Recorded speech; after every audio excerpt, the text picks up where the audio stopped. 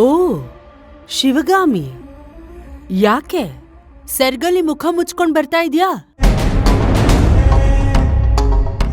ಯಾಕೆ ತಲೆ ಎತ್ಕೊಂಡು ನಡಿಯಕ್ಕಾಗ್ತಾ ಇಲ್ವಾ?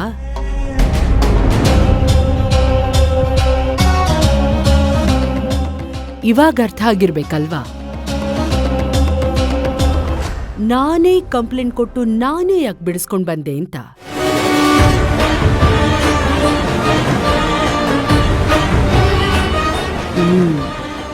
ಹಣ ಹೋದ್ರೆ ಸಂಪಾದನೆ ಮಾಡಬಹುದು, ಅದೇ ಮಾನ ಹೋದ್ರೆ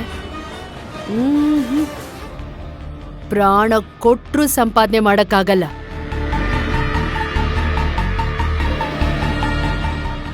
ಈಗ ಅರ್ಥ ಆಗಿರ್ಬೇಕಲ್ವಾ ಯಾರನ್ನ ಎದ್ರಾಕೊಂಡಿದ್ಯಾ ಅಂತ.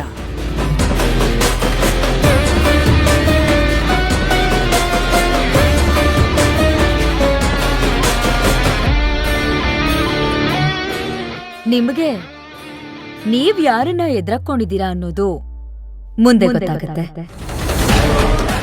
ಏಯ್, ಎಷ್ಟೇ ಸೊಕ್ಕು ನಿನಗೆ!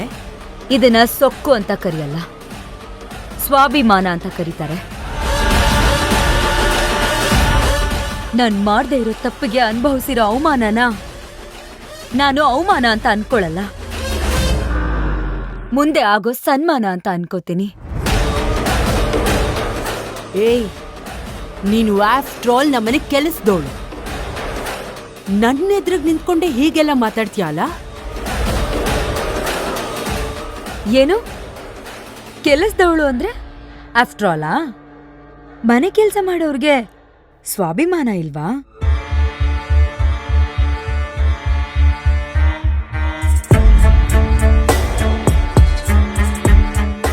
ಕೆಲಸದವರು ನ್ಯಾಯ, ನೀತಿ, ಧರ್ಮದಿಂದ ಬದುಕ್ತಿಲ್ವಾ? ನಿಮ್ ತರ ಅಧರ್ಮದಿಂದನೇ ಬದುಕ್ತಿದ್ದಾರಾ?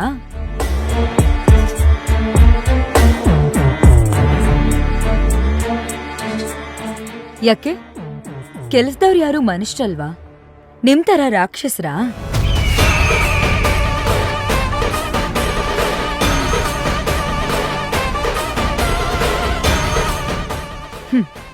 ನನಗೆ ಮನೆ ಕೆಲಸದವಳು ಅಂತ ಅನ್ಸ್ಕೊಳಕ್ಕೆ ಯಾವ ಅವಮಾನನೂ ಇಲ್ಲ. ಯಾಕೆ ಗೊತ್ತಾ? ಎಷ್ಟೋ ಜನ ಹೆಣ್ಮಕ್ಳು ನಿಯತ್ತಿಂದ ಮನೆ ಕೆಲಸ ಮಾಡಿನೇ ಅವ್ರ ಸಂಸಾರನ ನಡೆಸ್ತಾ ಇರೋದು.